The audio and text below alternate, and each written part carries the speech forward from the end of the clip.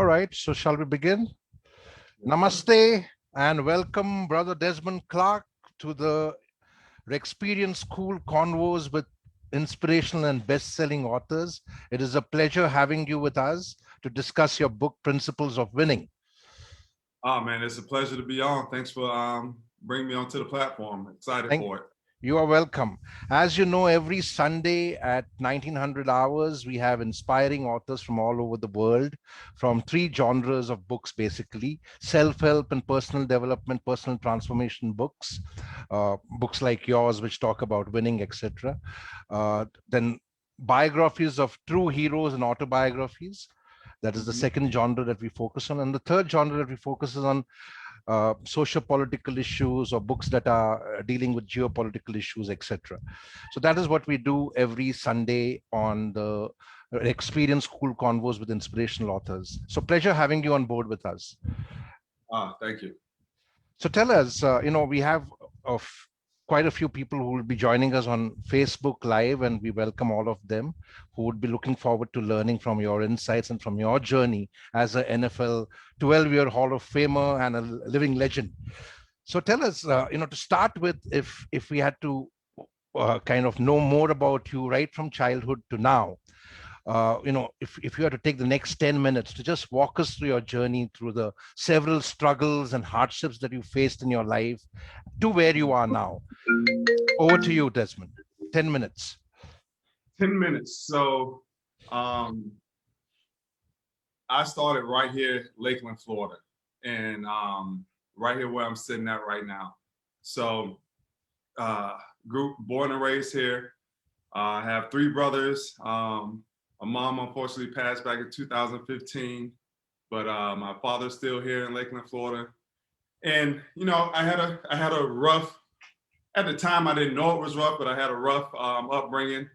Single mom, dad addicted to drugs, and just my mom trying to raise four boys, but she got all of us up out of the house, and now we're all doing well for ourselves. But yeah, it was a struggle early on. Um, Always was involved in sports, so sports was my saving grace. And then yeah, so I got to high school, and really that's when everything started to take off and change, and you started seeing the other side of life. uh, uh, was able to get a scholarship to go to Wake Forest University. People see my helmet here, my degree back here, and went there, became a student athlete, graduated from Wake Forest, played sports there, played football there also, and had the opportunity to go and play in the NFL after that. So it was just a wonderful journey.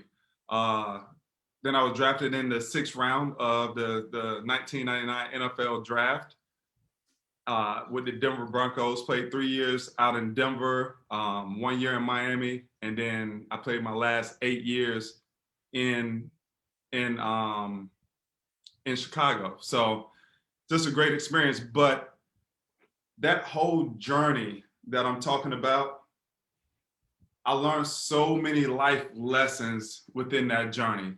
Learning how to just, hey, play with the cards that you was dealt with and make the best out of it.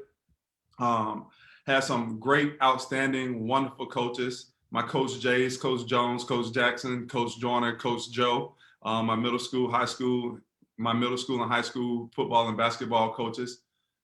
Them guys really molded me in my formative years while I was a teenager, and really helped me develop into the man that you see now. Um, and then I got to college, had Coach Caldwell, who was a great, not only a great coach, but a great man.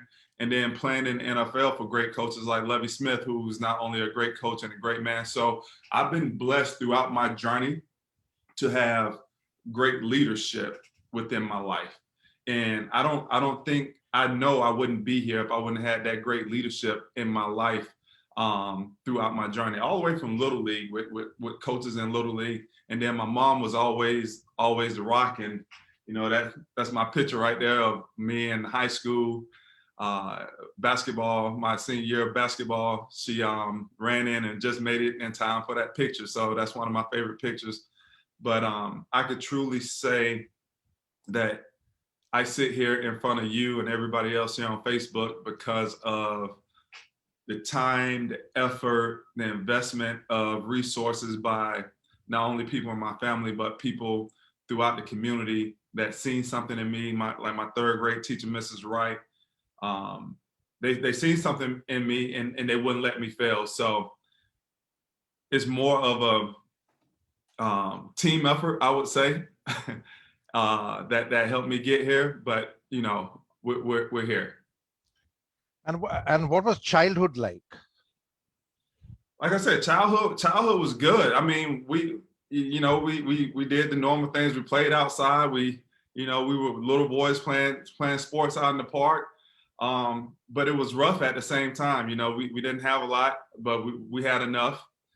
We had times where, you know, all the bills couldn't get paid and lights would get turned off, and being on Section 8 and food stamps and things like that. But when we were young, it was just, that was our norm. We didn't know anything different. So we didn't understand that, man, like, you're really struggling right now. Right. But mom made it happen. She continuously made herself better. And as she continued to make herself better, we became better also as a family. But man, childhood was filled with a lot of good, some bad.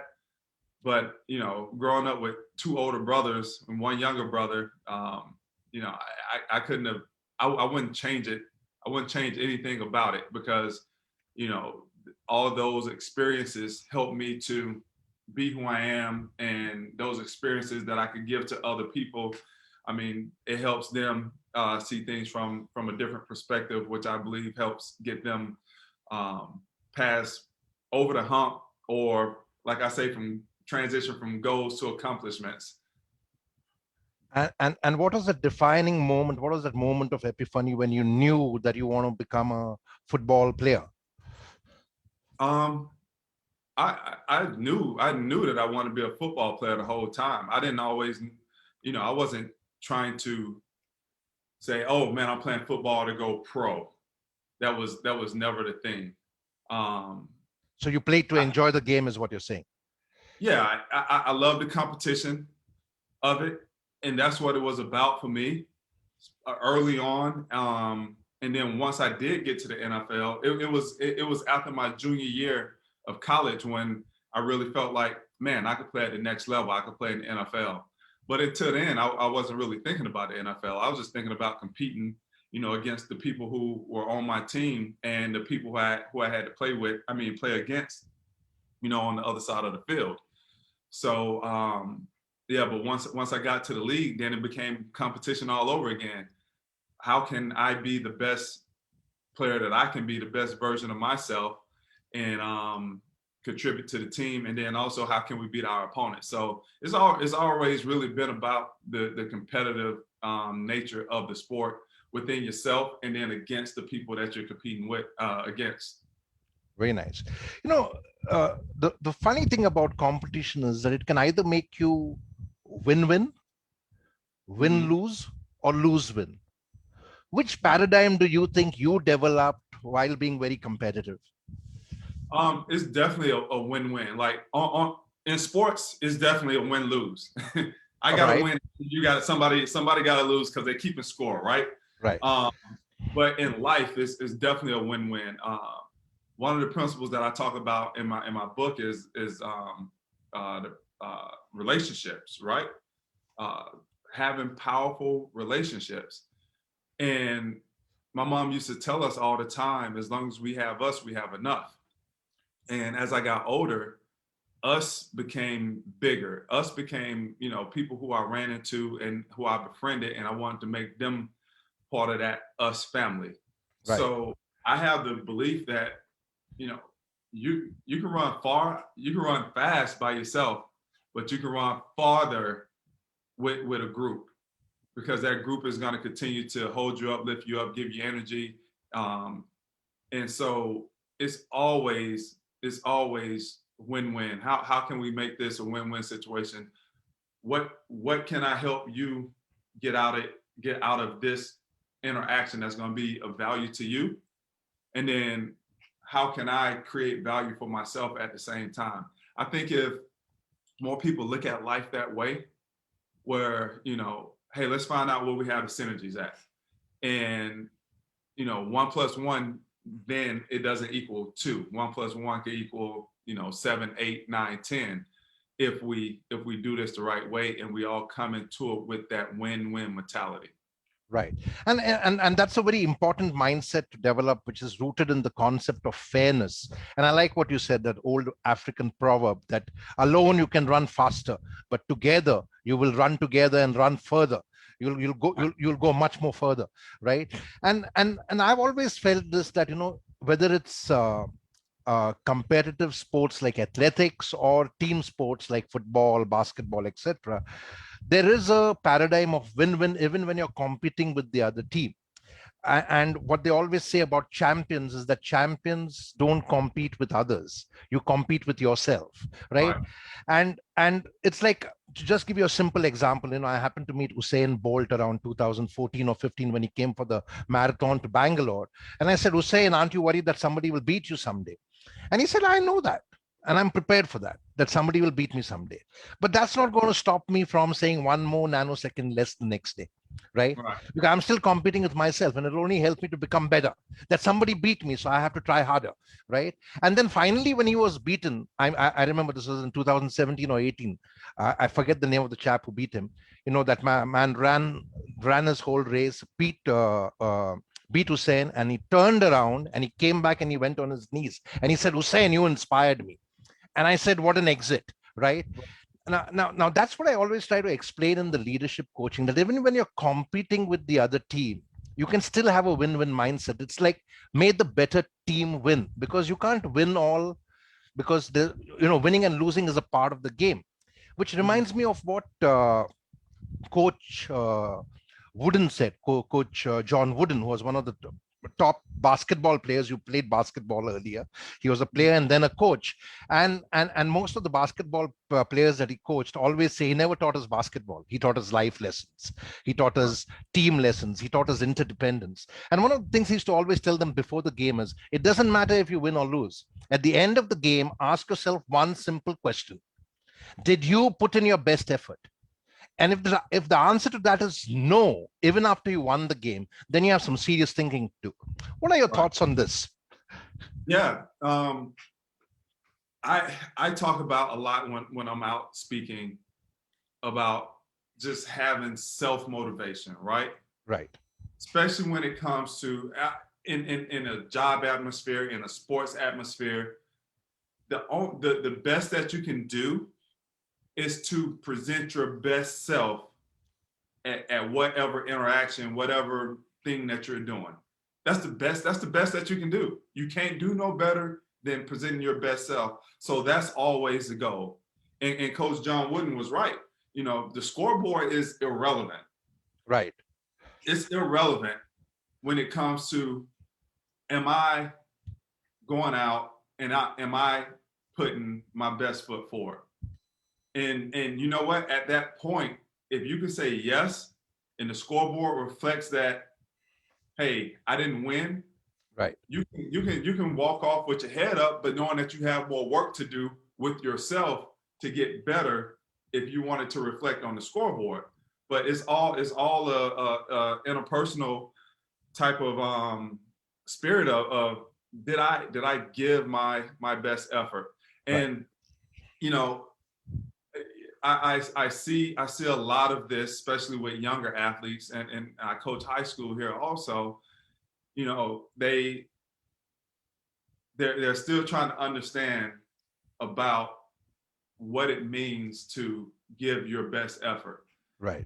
And that's what I try to teach them all the time. Like, I don't worry about you messing up. I don't worry about you making mistakes. All I worry about is, are you giving me your best effort? Absolutely. Are you putting in 100%? And are you like in the game, and your mind is not anywhere else where you're thinking about success, where you're thinking about making more money, etc. Absolutely. All of that stuff will come eventually if you could continue to put in the work with yourself, because I believe that you get not what you deserve, you get who you are. And Very true. if you're the best of the best, you'll get all the rewards that will come with that. If you put in the time in the dark, you'll get rewarded in the light. Very true, and that's so important because many people, whether it's parents or teachers, actually, and I've seen this in India, overseas, you're always teaching your kids that it's about winning at any cost. And I Mhm. think that kind of a mindset, which is a win-lose mindset, which means you win by hook or crook, right? Which you will see in the corporate organizations. Everybody's trying to climb that ladder fast, and it doesn't matter whom you trample on. And I think the whole idea of sports is to build character. The idea of sports is to understand team spirit. The idea of sports is to understand interdependence. The idea of sports is to understand harmonious coexistence, because you're as good as the weakest person in the team. What are your thoughts on this? Yeah, when you put it, all right, a football team compared to like a business organization. When I talk, the thing that separates the two is that when you have a football team, we're all pulling for one thing. We're all trying to win the game, the championship, and all of us get rewarded, right? Some of us get rewarded on different levels. Like Tom Brady gets paid more than the kicker, but Right. everybody has an important role. But we need the kicker to make the field goals to win games also. And so everybody has that same desire to win for the same cause. When you look at the the business organization and entity, you have the same thing. People are paid at different levels, but you don't see that they are working towards the same common interest.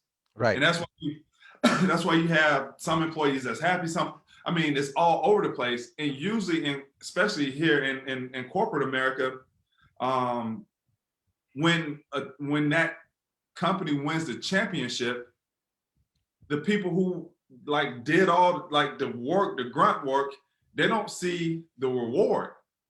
They don't get a Super Bowl ring like everybody.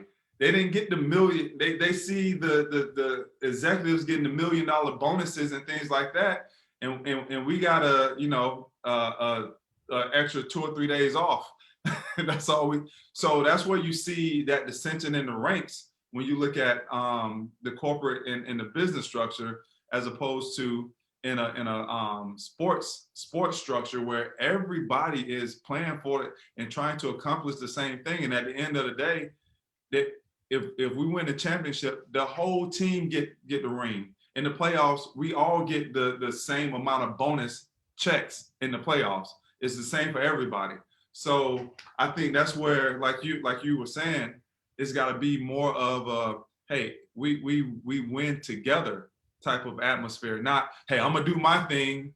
I'm gonna come in, I'm gonna punch in, and then I'm gonna punch out, and then I go home, and I'm just coming here to clock in for my 8 hours, and whatever happens happens. Absolutely, absolutely. And I'm deliberately asking you this questions because all the people watching in the audience on Facebook Live, many of them are parents, many of them are educators, and I see this often on the football field, whether it's soccer or it's basketball. Sometimes kids get knocks on their heads. Why did you pass the ball? It's soccer. He's supposed to pass the ball. It's not about him scoring the goal. It's about the team scoring the goal. Well, what are your thoughts and insights on that you would like to share with the educators and parents and all the managers out there? Yeah, I've been asked on a few occasions to coach, and I always say no, especially a head coach, no, because it's I could coach the kids, I just don't want to have to coach the parents. Because a lot of times the parents, they are seeing it from a selfish point of view where it's just about Absolutely. yeah, and the best thing that a parent can do is continue to teach that kid that this is a team sport. If it's tennis, okay, it's him or her out there competing. But when Right. it's a team sport, it's about the team, and we have to, teach our kids that concept, because that's how it is in life. And that's why I love sports, and that's why I love people, especially when I'm looking for somebody to hire us. I look for people who've played sports, team sports, because they have skills that maybe some people that didn't play sports don't have. Playing football, especially in the NFL, we have a 53-man roster. That's 52 other people plus coaches plus staff that I got to learn how to get along with. And we're coming from so many diverse areas. I mean, a person can be from Florida, Alaska, Hawaii. We had a dude from Samoa. We had an African prince on our team. And bringing all of that stuff together, like in real life, and making it work, that's so invaluable. And then we all have different jobs that we have to do, but each piece comes together to make the whole. And us individually are not as worth as much as we are when we bring it all together. And I think that's what sports is about. And that's what we need to keep the focus on, not just with sports, but in life also. Yes, absolutely, because it's all about creating synergy. It's about the rhythm of working together, the playing together, which ultimately leads to the victory. Because if anyone plays selfishly, the team will lose. And I think that's what you have to understand, that the same principle applies in any space, whether you're a team in an organization or a team in sports. Everyone's got to put in their best effort. Everyone's got to put in their best foot forward, understand each other's strengths and understand each other's weaknesses, complement each other's strengths so that you make the weaknesses redundant. And that's how great teams who work with great synergy are built. Any thoughts that you want to share on that? No, that's absolutely right. You can't be great at everything. You could be great at some things, and then you're gonna be weak at some things. And knowing your strengths and your weaknesses, and really having coaches and leaders and managers who understand certain strengths and weaknesses from people, and being able to, you know, add people in certain places where somebody else may be weak. That's what great coaches do. They build systems, they build playbooks, they build offenses and defenses to complement the strengths of their teams, and kind of hide the weaknesses as much as possible so they're not exposed. Same thing for me as an individual player. I got to know where my strengths and my weaknesses are, and I got to be able to communicate that to my team.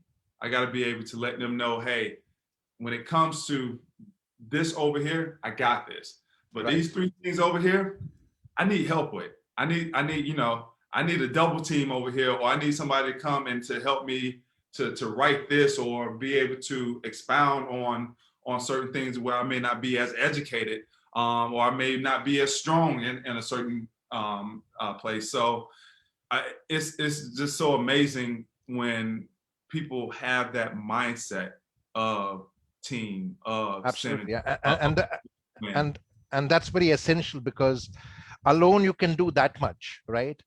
uh, but to achieve significant great results, you have to work harmoniously in, with each other, complementing each other's strength. So that was the team part of it. And then in the team, you need to understand your individual strengths and own responsibility as a individual player, because if you're not investing your best effort in the team, then you're only taking from the team and not giving to the team. Now on that particular thought, I want to ask you, I mean, with sports, uh, and with the fan following that you get, you get fame, you get celebrity status, right? And I'm asking about this because I often speak against many sports stars, especially in India, who forget to own responsibility and do the right thing after they achieve fame and become famous and become celebrities. And you go in and you endorse products which could be completely devastating for the consumers who buy them, because you're endorsing the wrong products, or you're endorsing a investment fund which you've not done your due diligence on, and you end up misleading small investors, right? Because with fame comes responsibility, with celebrity comes responsibility. And to quote what this character of Spider-Man says, that with great power comes great responsibility. And then on the other hand, you have sports people like Lance Armstrong, who for a long time hoodwinked people to think that they are great guys and that they are great idols for children and youth to follow. If you remember, once upon a time, everyone used to almost, swear by Lance Armstrong and wear the Livestrong band. And then you have that entire concept of heroism get demolished because it was built on a lie. Right. What are your thoughts on this? What do you think is the responsibility that comes with fame and with being a celebrity, and and being a role model and an idol, especially for kids and the youth? What are your thoughts and insights on this? First of all, I don't think athletes should necessarily be famous or have, it's a societal thing. I think teachers, hospital nurses and doctors and people like that should be famous because they play a more vital role in our society. What we do is entertainment, and I believe that's a lot of too much of society is focused on entertainment. And just to speak to your question directly, I don't feel like personally, just because I play a sport, that I now should be given more responsibility. I'm just doing my job just like everybody else is doing their job. And maybe I come from it from a different angle because I don't necessarily see myself as some celebrity or somebody like that. I just see myself as a everyday guy that get up even when I was playing. I went to work and I came home. Now, society, the media, they prop me up to be this bigger than life, athlete or character, right? Right. So that I didn't choose that. Right. I didn't choose that. That was pressed upon me. But now that I'm in that spotlight, me myself personally, and I'm not talking for everybody else. Absolutely. You can only speak for yourself. I knew I had a responsibility because people listen, people are watching, and people were expecting certain things. And for me, I wanted to be someone that represented the right thing, be someone that represented to the kids, hey, this is what can happen if you do the things that you need to do. I'm going to speak positively. I'm going to give motivation. I'm going to always try to uplift. That's me personally. But the next guy shouldn't have that responsibility if they don't want to. They didn't ask for that. They just worked out, played hard, ran their guts out, lifted the weights, made themselves better, just like any doctor, just like any lawyer. But we don't look at the doctor and say, hey doc, you're a neurosurgeon. You have a responsibility to come out here and represent for the youth. We don't do that to them. We do that to athletes, and then we look at athletes. We look at the few athletes that don't do it the right way and be like, oh my God, these athletes. Well, for every one athlete that's not doing it the right way, I guarantee you there's another 25, 50, 100 for doing it the right way. But here's the thing in our society, we don't promote the positivity as much as we promote the negativity. We sensationalize it. Exactly. So people see that and they figure that's just the way it is when Right. it's not. Right. But you ask me, I'm in the inside. I see all the work that these athletes do on a daily basis, and the money that they give away, and the time that they put in, and just the heart that they have for their communities. None of that stuff gets reported. None of that stuff gets reported. It's just when the athlete screws up. It's Right. when the athlete does something wrong. Right. Man, we're on top of that. So I think it's a skewed point of view, you know, in life. I don't care if you're an athlete or not. You're gonna have some buttholes. You're gonna have some good people. Right. And athletes are no different. You're gonna have some butthole athletes, and you're gonna have some really good people.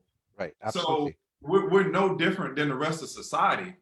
And you know, I always have an issue with that where people look at us and think, oh, y'all supposed to be different. No, why do we have to be different than everybody else? Why can't we just be a part of society just like everybody else? And why can't we be represented in society just like everybody else, and not just the negativity that comes along with the fame, the fortune, and the few that go out and do negative things. And I like the thought that you shared initially, that it is the teachers, the doctors. Today, if you see in the times of the pandemic isolation, it is mostly the ordinary everyday worker, the micro workers, as I call them, who are out there ensuring that all of us get our daily essential supplies and support, our needs, daily necessities, that are being supplied to us at home because of the truck driver or the grocer or the person, the janitor who's keeping the roads clean, etc. While most of us are sitting at home powerlessly without doing much, except for, of course, the Zoom calls, etc., because you can't step out thanks to the pandemic. So I completely appreciate that point. But at the same time, unfortunately, because of the way the world spins, we do kind of tend to pay more attention to movie stars and sports stars, because there is that celebrity, like you said, which is built. And while everybody's a human being and are allowed their mistakes, I also feel that doing something which is as wicked, as nasty as what Lance Armstrong did, because if you read the story, there were some nasty incidents of how he behaved towards other sports people also, which I think takes away the entire concept of being a champion. Because, like I said earlier, that champions compete with themselves, not with others, right? Now, Yeah, coming, he's doing the win lose in yeah. that part. It's about him winning, and whoever got in his way had to lose. Had to lose. It doesn't work like that, because everyone should be given an equal opportunity and an equal chance to compete and win, right? And I completely appreciate what you said about the media also, that whether it's the media in the United States of America or the media in India, and especially in the era of fake news, we love sensationalizing things. So you'll build a mountain out of a molehill, even if something small is done, but the good things never get reported. And that is what inspired me to start writing true stories of real heroes in our Karmakari book series. And that's what I told one of the journalists way back in 2010, when I announced that I'm going to start writing books of real heroes, that I want to be an historian. I want to be the historian to the ordinary heroes, the everyday heroes, whose stories you never hear about in the media or on TV or in any books.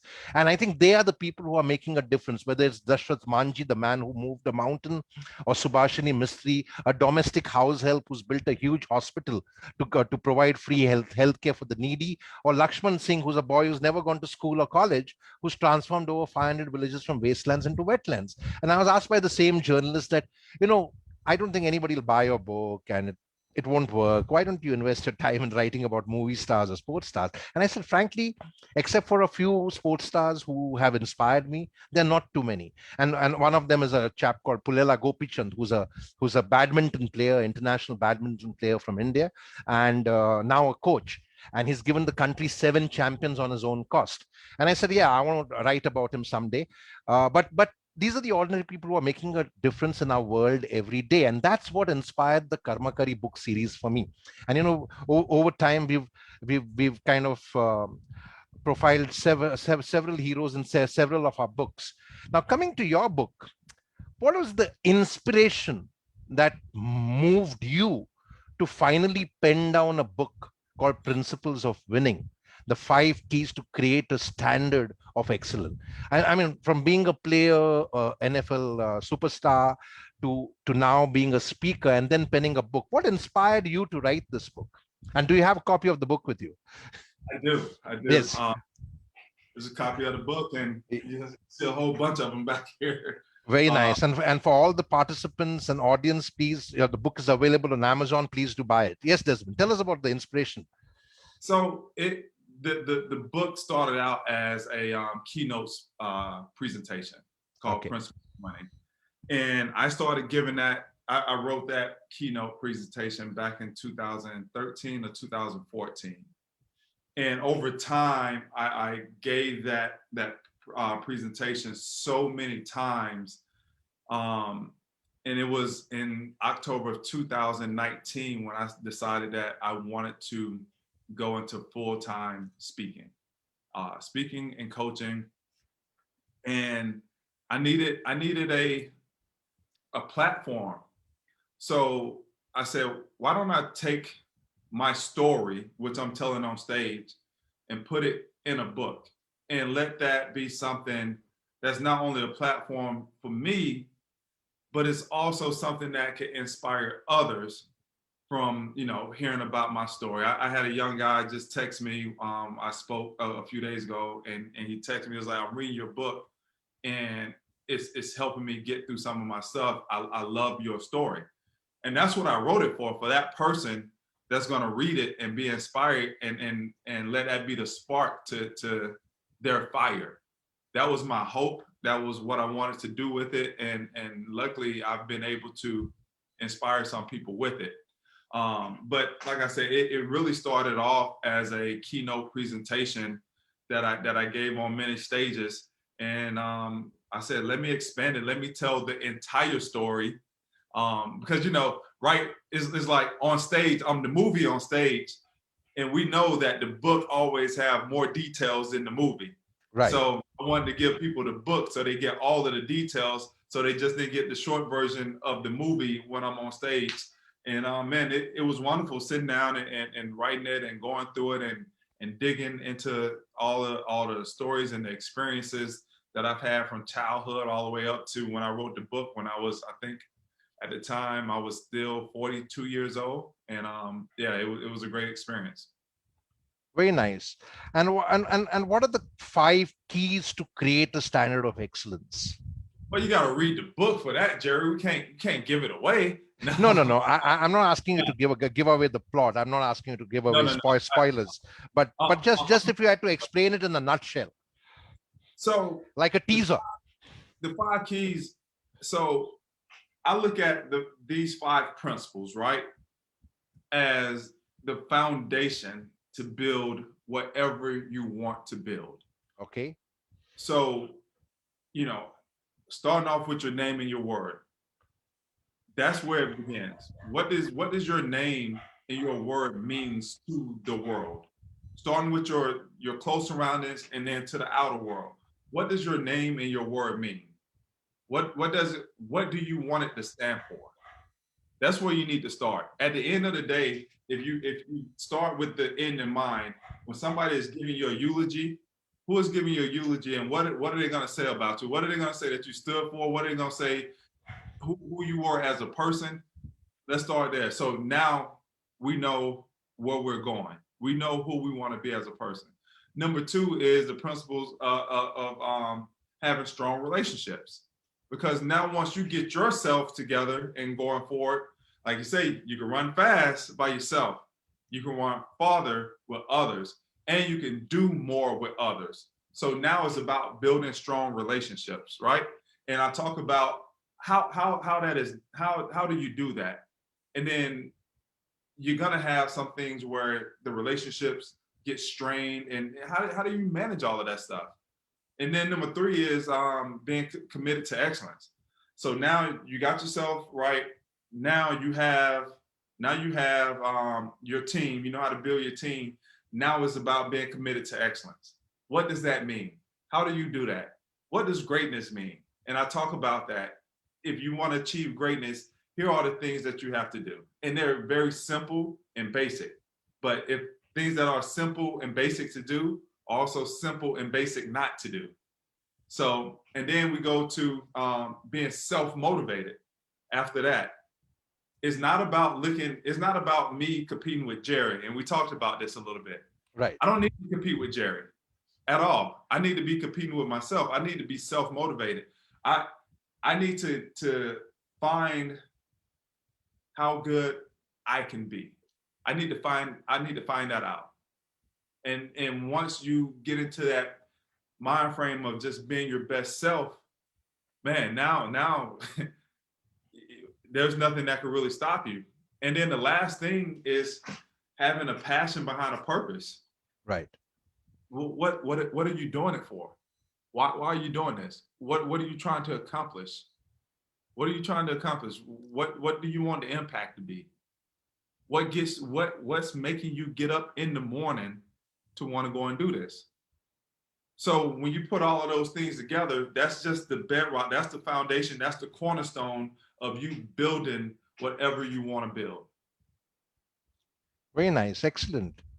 Sounds like a plan. So how have these principles, these keys helped you to transition from the NFL superstar persona to what you do now as an entrepreneur with Desmond Clark Investment Group?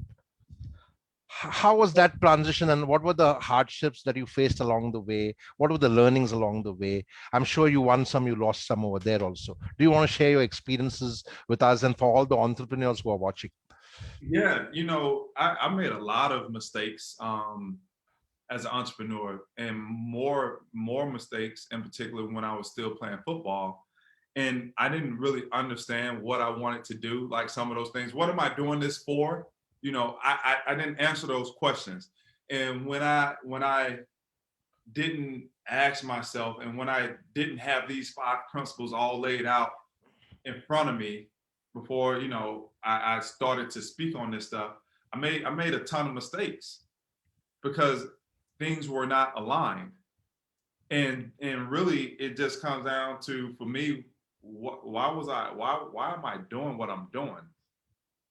And the times that I didn't ask that question, those are the times where I screwed up the most as an entrepreneur, as a man. I had businesses that I just jumped into. I had investments that I just jumped into because somebody said, "Oh, this is a good investment." I think when we spoke on another program, I spoke about losing $750,000 in an investment because I didn't know why I was doing it. I was just being greedy, and I jumped into it. I didn't build a relationship with the guy first before, like I should have. I wasn't committed to excellence and doing my due diligence like I should have. I wasn't being self-motivated. I was just doing it because everybody else, it was another group of guys on the team, they were doing it. So I'm just gonna jump in and throw my money in there. And I threw my money in there and it never came back. Right. um, So you learned but the hard way. yeah, it was an expensive education. Yeah, I surely kind of empathize with you on that, and I think we all do that because there are times when you feel like jumping into things, and that's why in my Mojo Inspirator book I always say follow the 7P mantra: prior, proper, planning, and preparation prevents poor performance. And this applies to any dimension of life. And not just planning to achieve all those goals and targets that you set for yourself, but to prepare for all those hardships, downfalls, obstacles, hurdles, pain, suffering that will happen along that journey. Because when we get inspired to do something, we only look at the big picture and the big victory. We don't look at all those pitfalls along the way, and we fail to prepare for that. And failing to prepare for that is like John Wooden says, is about preparing to fail, right? What are your thoughts on that? Since you learned the hard way. It's interesting that you bring that up. Tomorrow on my Motivated Monday on LinkedIn that I do every Monday, the title is Potholes on the Road to Success. Right. So, like you said, we look at success and we already looking all the way down at the end of the road, right? Where, okay, the journey from here to here, and we don't look at all of this stuff here and see that, man, it's gonna be a lot of potholes. What happens when you're in your car and you're driving and you see a few potholes that's coming up? Like, just say it's a few of them. You slow down, right? You take your time and you think about how you need to maneuver. Very true. Very nice. And in life, you have to do the same thing. Understand that on this road to success, there's going to be potholes. Let's slow down, take a step back, hit the brakes a little bit, and let's understand how we need to maneuver so we don't hit that pothole and all of a sudden we got a flat tire and we're on the side of the road now. Right. And it's very similar to an analogy I use in my talks. I always say that, as a person who's playing, you can't keep on playing the game. You need to sometimes step back and figure out how to change the game, failing which you become routine. And to give you a simple analogy, it's about, you are a football player, you're in the playground, you can't see what's happening on the entire field. The coach can see it, so he knows exactly how they are scheming behind you, how they are creating formations against you. And a good coach would pull out the player at the right time and say, hey, come and see what they're doing, and then go back and then change the game. So similarly to life, you need to step out from the playground and come into the balcony to get a overview, to get a big picture, and then go back and change the game. And I think this kind of syncs with the analogy that you're speaking about, which is understanding that on that road there will be potholes, there will be pitfalls. So be prepared for that, because when you prepare for those, then it's easier to maneuver around it or tackle it. But if you're not prepared, it breaks you down. Absolutely. And I like that analogy from being on the field and the coaches being up in the coaches box. They got a bigger view. They have a wider lens that they can look through and see much more. And you're right. That's what we have to do. We have to just take a step. Let me push back, because we get so involved and we get so deep in it that now our focus is so narrow on these tasks that we have right in front of us. Those tasks are important, but those tasks, they're connected to an overall bigger agenda. And we need to make sure that we keep focus on that bigger agenda also while we're doing the small tasks to get there. Absolutely. And I this analogy comes to me from hindsight, because one of the coaches who I used to love watching during the FIFA World Cup soccer, I should just love his poise, was a chap called Franz Beckenbauer. Okay. And Franz Beckenbauer was a football player, a soccer player for Germany, and then became the coach. And in the most difficult moments, you would never see him lose his cool. And then, as a teenager, while watching him, and in the critical moments of the game, he would pull out the best players and call them onto the stands. And I would be wondering, what's he doing? What a fool. Why is he pulling out the player now? This is such a critical moment in the game. And then later in hindsight, I realized that what he was doing was giving them a breather and telling them, watch the game. Now go in there and change the game. Right. And I think that's what great coaches are all about, because you improvise, you maintain your cool, you know that you cannot win them all. Right. And there is neuroscience involved in this, since we're talking about the concept of winning. And the neuroscience is that when you tell people to succeed, when you tell people to win, the brain registers, because most of our brain works unconsciously, that it is not in the human capacity or control to succeed or win, because you can put in your best effort and still fail. Right. But when you tell the brain, when you tell a person, don't worry about winning or losing, put in your best effort. There's no compromise on that. It's non-negotiable. Put in your best effort. Then the brain unconsciously has registered that this is possible. Putting in my best effort is in my circle of influence, is in my circle of control. So when I say win and succeed, which is not in my control, the brain creates bad stress, which is called duress. Bad stress. All the stressful chemicals get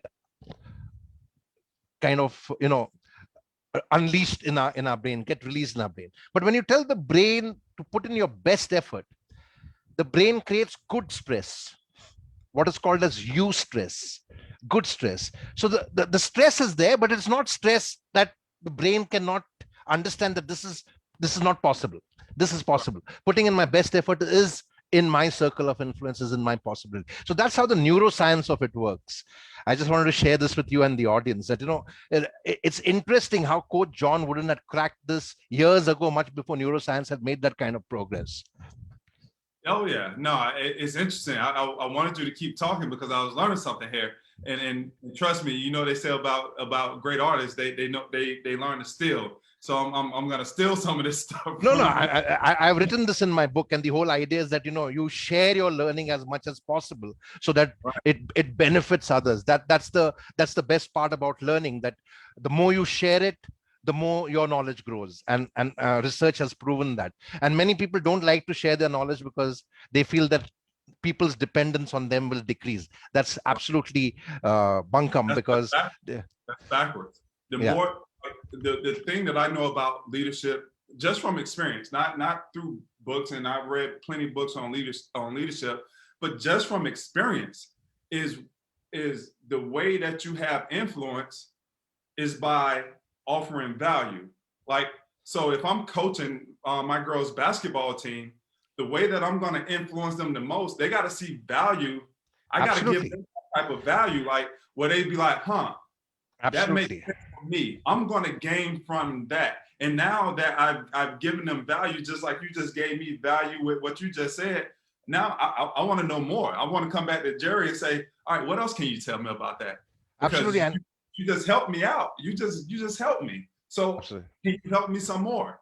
And absolutely. if you could continue to help people like that, that's how you gain influence. And leadership is all about influence. Absolutely. Influence and trust. Because Yeah. when you share knowledge, you build trust, you build rapport. And people don't understand that, because it's a win-lose mindset which stops you from sharing knowledge in abundance. Not that you share bits and pieces, what most managers and organizations do, because they don't want their direct reports to become independent and empowered. They want them to be dependent on them. And I always tell them, by doing that, you're even burning yourself out, because how Right. much can you do? You empower them so that they don't need you. That's leadership. Leaders create more leaders. You don't make people depend on you or follow you. Leaders don't need followers. Leaders create more leaders. And that's the simplicity and the beauty of it.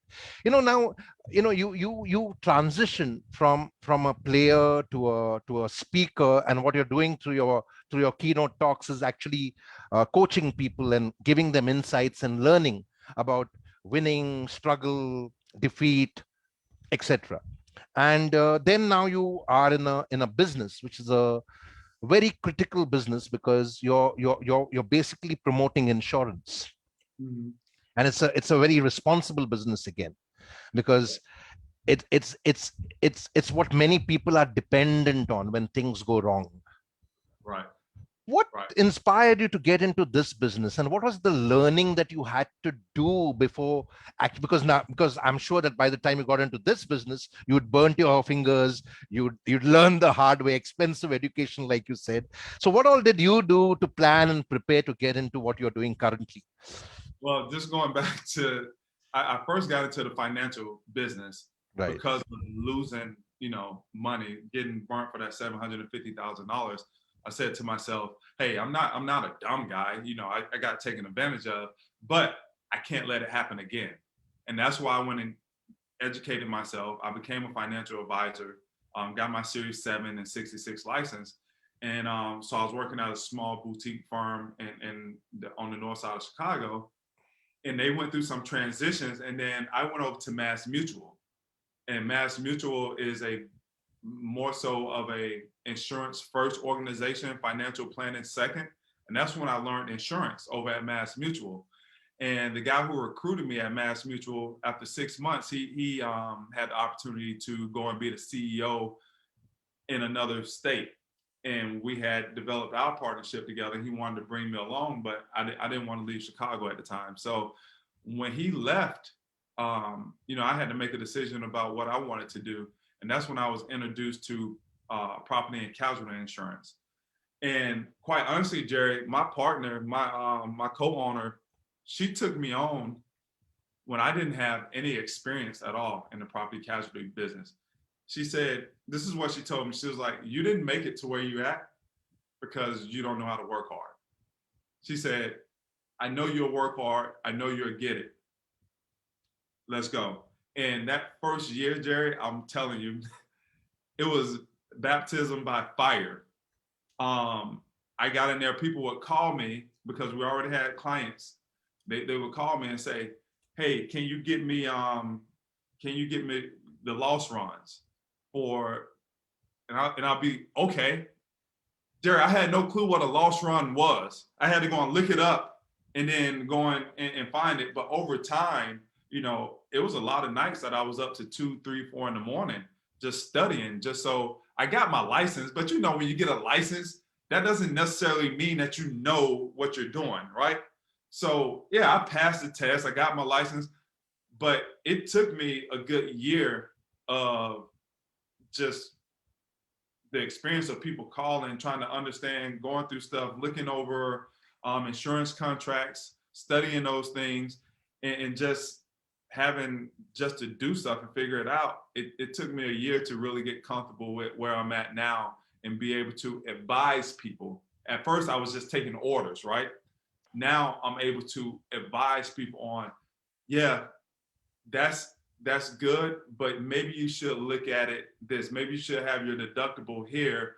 Add this coverage, because add the water and sewage backup coverage, because that's the number 2 on claims for homeowners. And a lot of people don't know that. But when I say, hey, this is the second, people have this the second most out of anything for a claim, it's like, oh, really? Here, let me tell you why. Let me send you an article. Let me tell you about an experience that happened with one of my clients. And now it's, man, I appreciate that. And like we talked about earlier, as you're educating people, you're giving them value. And as you Absolutely. give them value, now you have influence. And as you gain more influence, now you can lead people in down the right path. And now that's what I feel like I'm doing now, because of that first year of just, I got to figure this stuff out. Very true. And I'm so happy because uh, what you're speaking echoes my sentiments, because when I'm talking to people in the corporate sector or any organization, especially the entrepreneurs, because every entrepreneur, whether it's in the US or in India, you've seen the Travis Kalanick's of the world of Uber, and in India they're all talking about valuation. And Mm-hmm. I have a keynote talk for entrepreneurs, which is create value, not Right. valuation. Valuation will happen automatically if you create value. And I hear you echoing the same sentiments, because you've been speaking about creating value now for the past 15 minutes. And I think that's very essential for the audience to understand that, it's not about how you monetize, because the monetization, the valuation will happen as long as you're creating value, you're creating impact for people, and making a positive contribution in their lives. And I'm very happy that you're speaking that. Another thing which struck me is that you spoke about working hard, and you said your partner, your co-owner in the insurance business, said that even though you don't know the business, I'm happy to take you because you not got to this place, you not got here in your life playing football, becoming a football star without working hard. And yet there are many motivational speakers out there, some people who own apps like Mind Valley, like Vishen Lakiani, who are all going around, the Gary Vees of the world, who are all going around talking to people. And many managers use this language now, that don't work hard, work smart. And I say that's stupid, because you will create a race of fixers, because you cannot replace working hard by working smart. Maybe you can complement, Yes. because working hard is a core principle. It cannot be compromised. And if you remember quote John Wooden's success pyramid, the two cornerstones of his success pyramid was industriousness, hard work. That if you want to be a great player, if you want to achieve greatness, you can never compromise on hard work. And the other cornerstone was enthusiasm, that play like it's your life. Play because you're having fun. Don't just play because you want to win. Don't just play because you want to make some money, right? And yet you have so many motivational speakers, leadership coaches who are using this rhetoric of don't work hard, work smart, including managers in Fortune 500 companies. What are your thoughts and insights on this? You said something that hit home for me. It's not don't work hard but work smart. It's work hard and work smart. It's both of them. You have to work hard and you have to work smart. You True. you have to do both. So I have this thing that I say, don't mistake activity for progress, right? Absolutely. You could be doing a lot of stuff, but not making any progress. So you may be working hard, right? But are you working smart? Right. You could be running very fast without knowing which direction you're going in. Right. So you have to bring both of those together, because you can work your ass off and not get anywhere unless you know what you're working towards. And that's the smart. And then you know what, all right, how is this work? How is this effort? How is me going to the gym and working out an hour a day going to change my body? And then what do I need to do in the gym? You know, if I'm trying to burn fat, if I'm trying to lean up, I don't need to be doing a whole lot of heavy lifting. I need to be doing more aerobic stuff. So I'm burning calories and I'm burning fat. I could do some lifting, but me just going in the gym lifting weights, I'm not going to burn fat by just doing that. So, but somebody could be in there, man, rah, rah, and doing all the weights. They're working real hard, but they're not necessarily working smart. So I think, you can't have one without the other. Very true. You have Very to true. bring, like on a basketball team, you have to play offense and defense. Right. You just can't Absolutely. play offense. You got to play defense also. So I believe that's in my perspective, that's the best way to look at those two different entities and bring them. Dimensions, yes. And like I said, working hard it's non-negotiable. It cannot be compromised. And if you blend it with working smart, you'll Right. get better results, maybe Absolutely. quicker results. But if you compromise working hard and only work smart, you won't be sustainable. No, You won't because you won't be there for the long term. I could work smart. I could work real smart. But okay, that was real smart. But what is that doing? Absolutely. What is Absolutely. And that doing? and I, I I think I think both of them, independent of each other, don't work well. absolutely. Now, bringing them together and combining the two, that's the synergy that we need, where 1 + 1 = 10. Absolutely. Failing which, like I said, you won't be sustainable. You'll fall flat on your face. You'll have egg on your face. And I think that's very important. It's like what you said, that a lot of people are working very busy, doing a lot, delivering not. Right. And to conclude, Desmond, one of your mantras is standards over feelings. I would like you to unpack that and then read one paragraph from your book, which is the dearest to your heart, and then we shall pack up. Man, I don't know if I have one that's dearest to my heart. I got a lot of stuff in here. But I'm sorry about that. So standards Standards over feelings.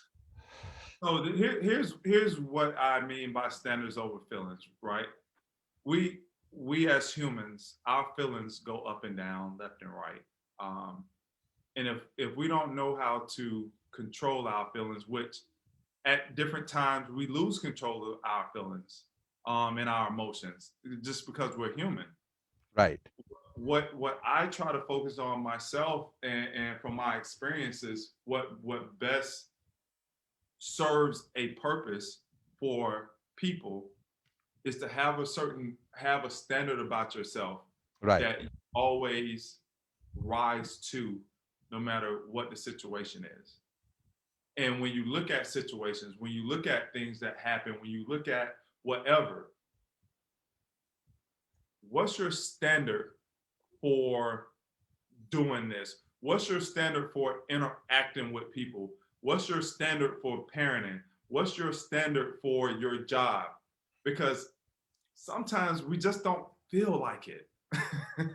sometimes we just, I'm sorry, sometimes we just don't feel like we want to get up and do it. Right. But that's okay. Understand that. I don't feel like, but what's your standard? What's your standard? And if you always go back to what my standard is, it'll keep you going, because I want to maintain my standard. And that's what I look at as as something that keeps me motivated, keeps me going when I don't want to do the stuff that sometimes I need to do. Well, my standard is excellence, Very and nice. Excellent. I want to be known for it. When my daughters are reading my obituary and doing my eulogy, I want them to use that. Man, my dad was excellent at this, that, and the other. So now I have to go and do that because that's my standard, and that's what I want people to hold me to. So that's what I mean by standards over feelings. That's what I mean by standards over feelings. Hold on, Very really nice. quick. I'm Thank you for sharing that. Very enlightened learning. Go ahead. I'm sorry. No, I said thank you for sharing that. Thank you for unpacking the mantra of standards over feelings. Someone's really trying to reach out to you. A quick paragraph, and then we shall be done. All right. Let me just send this. All right. Where do I want to go with a paragraph here? I want to do a personal one here. Well, you know what? All right.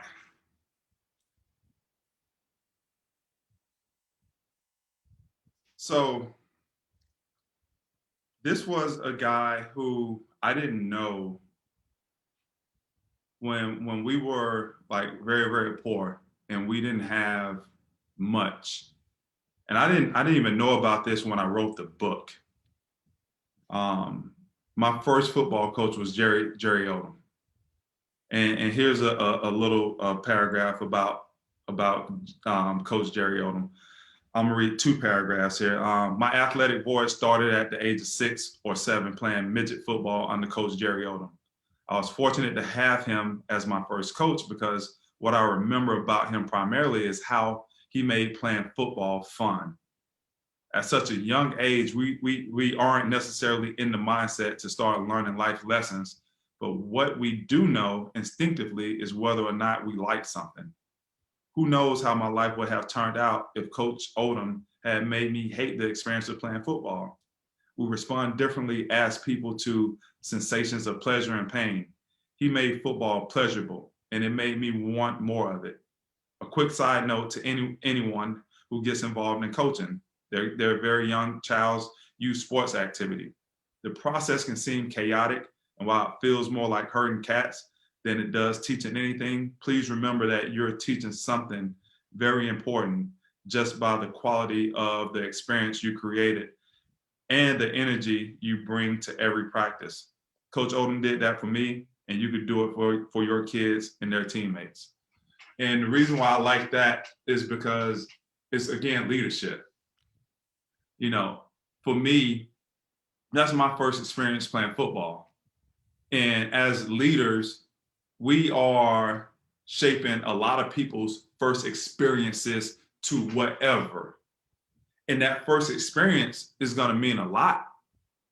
It's going to shape their thought process about what they feel about whatever it is that they're engaged in that you're leading them in. And if they can feel something good and pleasurable and feel like, hey, this works for me. True. I can enjoy this. Now they have a chance at success in whatever, that is. And that's what Coach Odom did for me, my first year playing football. Thank you. Thank you for reading that. And I'm very happy to know that you have another Jerry who you hold dear in your life. Right? Excellent. And I think that's what coaches do, because coaches are leaders. I mean, they are role models that players kind of look up to, and even a lot of kids look up to. So thank you for sharing that, Desmond. Pleasure having you with us. For all of us who have joined us in the audience, please do go and buy Principles of Winning on Amazon. It's available on Amazon and in all bookstores. And that was Desmond Clark for you, the author of the book, and he does the keynotes very often on LinkedIn. So do watch him as and when you get a time. Join him on LinkedIn. And thank you, Desmond, for making the time to be with us today. Absolutely, man. I got to get over and speak over in India sometime soon. Yes, that's the plans. Very soon, as soon as this pandemic lifts up. Yes. All right. Thank you for having me on. Namaste and have a great day. Thank you for joining in. Thank you. See you. Bye-bye.